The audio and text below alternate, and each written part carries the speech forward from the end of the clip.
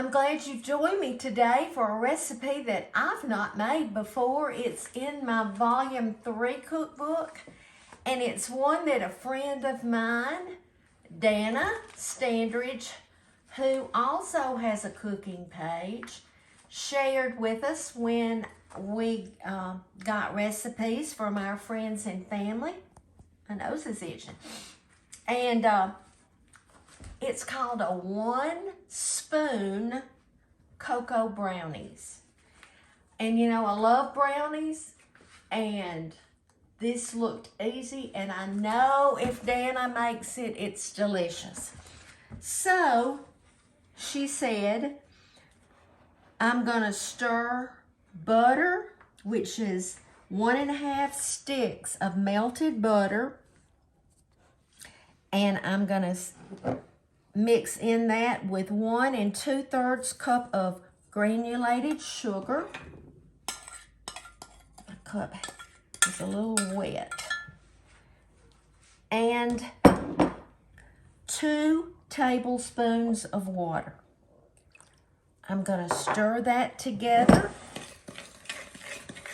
Man, anything that's 1 spoon and you don't have to mess up your mixer, things like that, it's easy. All right. Now to that, I'm gonna stir in 2 beaten eggs,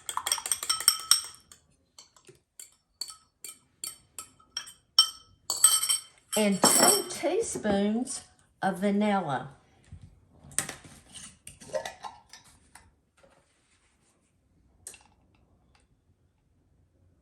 One, 2. Stir that together.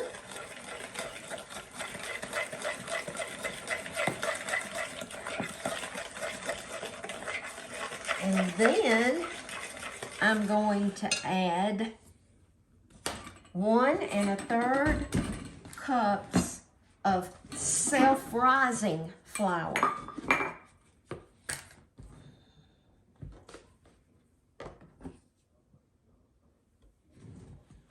Okay. Here's 1 1/3.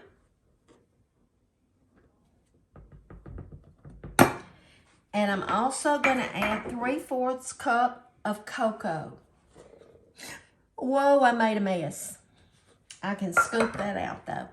I see my son-in-law coming in, Sean. But let's mix this together. I'm telling you, I'm making a big mess. Well, you can tell.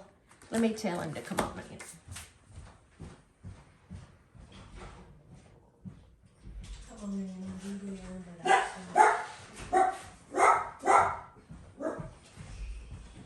Do y'all ever make a mess when you're cooking? I ought to make you feel a lot better, because I make a huge mess.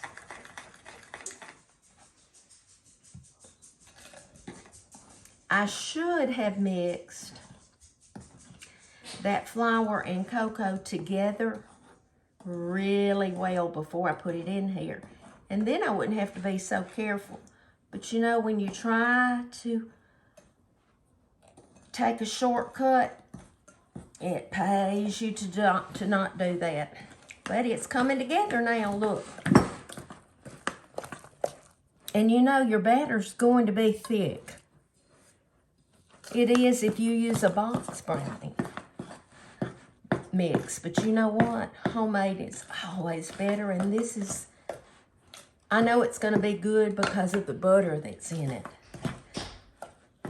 Danna, tell me that you sometimes have made a mess with your cocoa.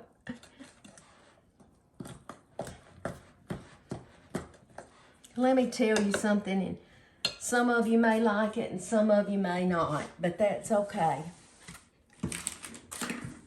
I'm a lot older than some of y'all, and my grandmother, who passed away in 1960, used to dip snuff Now, I know you don't see grandmothers doing that today.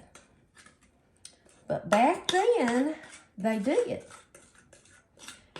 And I would sit in her lap a lot, and I'd see her putting that snuff between her lip and her bottom teeth.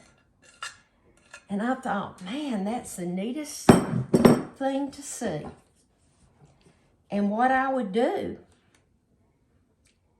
is I'd tell her I wanted some of that. And she'd say, no, you can't have that.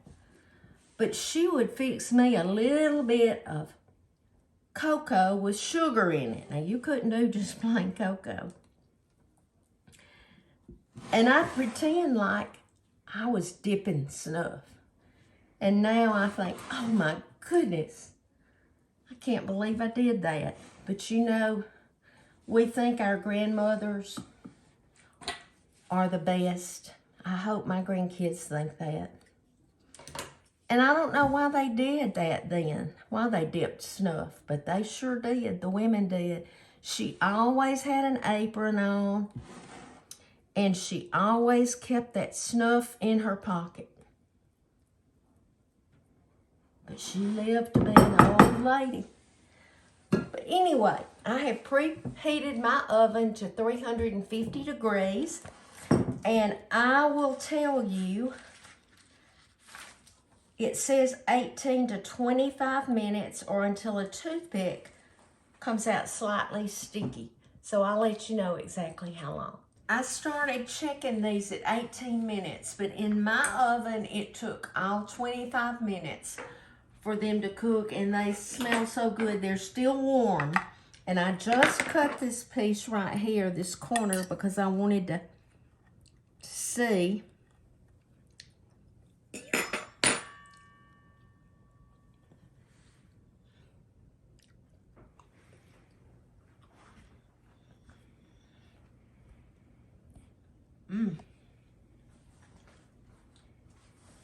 They're delicious.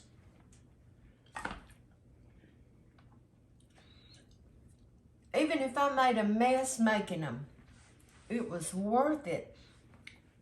Danna, these are delicious. If you have volume 3, it's on page 56. 1 Spoon Cocoa Brownies by Danna Standridge. I love these. Harold's gonna love them.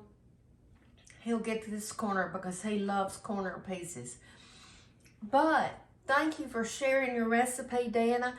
I'll be making these again. Remember to be salt and light, and I'll be back soon.